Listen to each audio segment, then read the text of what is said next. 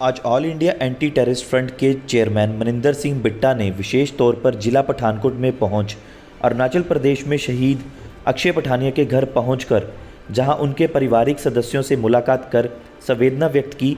इसी दौरान बिट्टा ने मीडिया से रूबरू होते हुए कहा कि शहीद कभी मरते नहीं, वह देश के लिए अमर हो जाते हैं।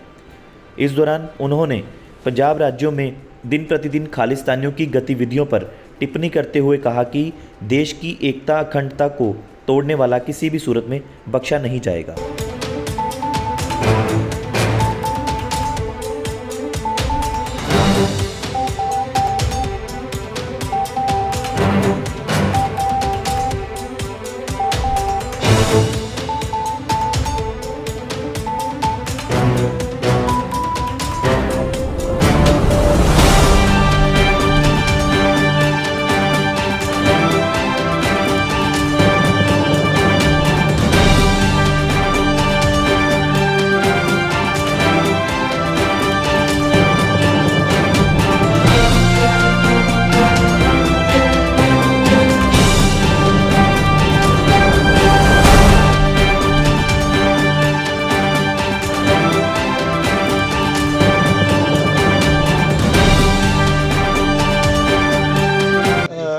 के घर आए हैं, इस बारे में थोड़ा बता दीजिए और कहाँ कहाँ विजिट कर रहे हैं आज आप?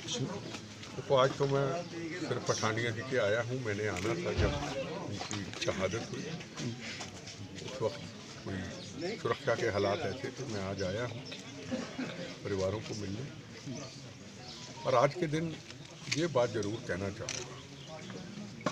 एक तरफ पठानिया जी जैसे बहादुर जवान जो सीमाओं की रक्षा करते हुए, मातृभूमि की रक्षा करते हुए अपने जीवन को कुर्बान कर देते हैं, और ये पठानकोट का एरिया आसपास सब कुर्बानी शहादतों से गांव के गांव भरे हुए हैं।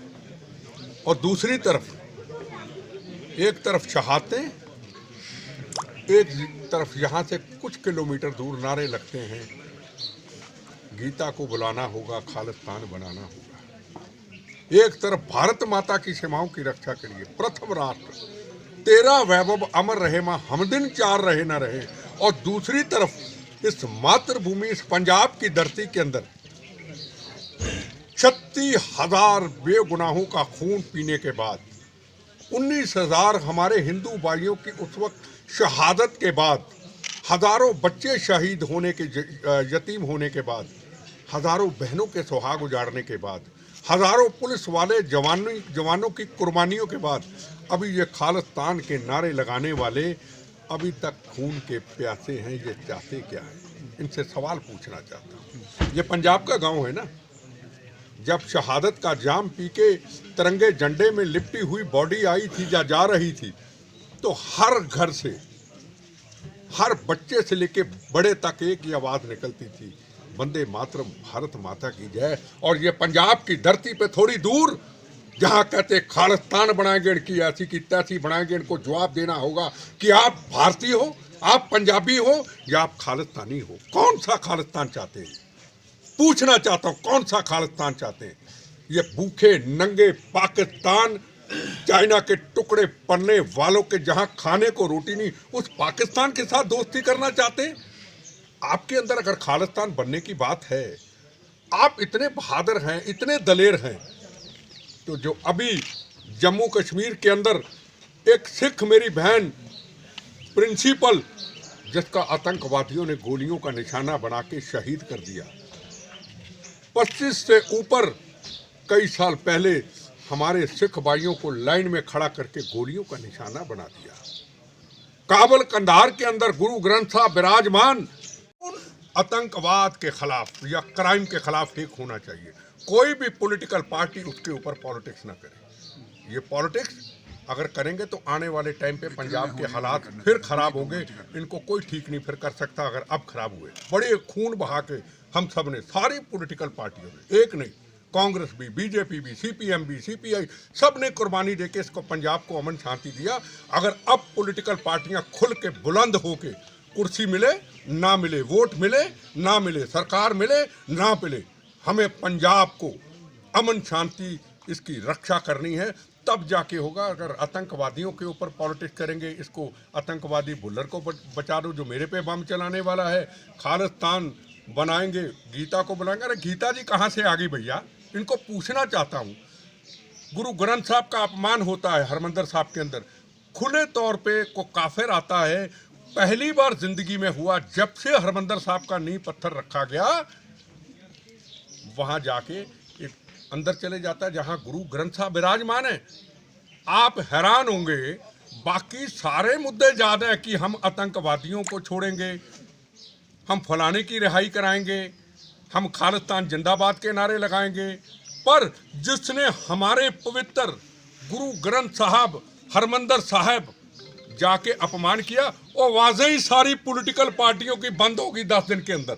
बताओ, किसी ने आवाज उठाई? मैं प्रेस वाले से पूछता हूँ, गुरु ग्रंथ साहब हैं तो हम हैं, हमारे गुरु ग्रंथ साहब पे आंच आती है, हमें जीने का कोई अधिकार नहीं अगर उसका अपमान होता है। कभी ब्लू स्टार ऑपरेशन पे अपमान होता है, कभी ऐसे कर जाता है। बताइए, कोई मेरे से सवाल पूछ ले, क्या 8 दिन 10 दिन के बाद आज तक जो गुरु ग्रंथ साहब का अपमान करने की खुले तौर पे सब चैनल में आया, कोशिश की, क्या कहीं से आवाज़ उठी कि ये कहाँ से आया था, इसको किसने भेजा था? इसको पाकिस्तान ने भेजा था, हिंदुस्तान ने, किसी व्यक्ति ने शरारत करके भेजा था कि हिंदुस्तान के हालात खराब हो, पंजाब के हो? बताइए, कौन सी पॉलिटिकल पार्टी? बताइए, किसी ने कहा कि गुरु ग्रंथ साहब के अपमान का इंसाफ मिलना चाहिए? ये बात गीता जी की करते हैं। गीता भी हमारे लिए सामान्य है, गुरु ग्रंथ साहब भी है। गुरु ग्रंथ साहब हो, गीता जी हो। अरे गुरु ग्रंथ साहब जी के लिए तो आप चुप रहे, अब आगे गीता जी के ऊपर कि गीता जी को बुलाना अगर तुम्हारी ऐसी की तैसी, कहाँ से गीता जी को बुला दोगे? हमारे नस नस में गीता जी हैं। गुरु ग्रंथ साहब हमारे हृदय में, हमारे सिर पर ताज है। आप उसके लिए तो चुप रहे, और दीप संधू की डेथ के ऊपर आपने नारे लगा दिए। मैं फिर कहूँ, खालिस्तान कभी नहीं बन सकता। जितना हमारा बचा हुआ बोनस का जिंदगी का जीवन है, ये सारी पॉलिटिकल पार्टियों के जमाने बंद हो जाए, हमें सबका साथ है घर बैठे हुए। जितनी इधर जीवन है ना बोनस का, मैं कभी नहीं बोला इतने सालों से, कब हम दुकानदारी नहीं करते, हम चले गए। पर आज मैं फिर निकला हूँ पंजाब में, इलेक्शन हो गई, कुर्सी सत्ता मिलेगी मिले, लोगों को मेरा यकीन है कि मैं कुर्सी सत्ता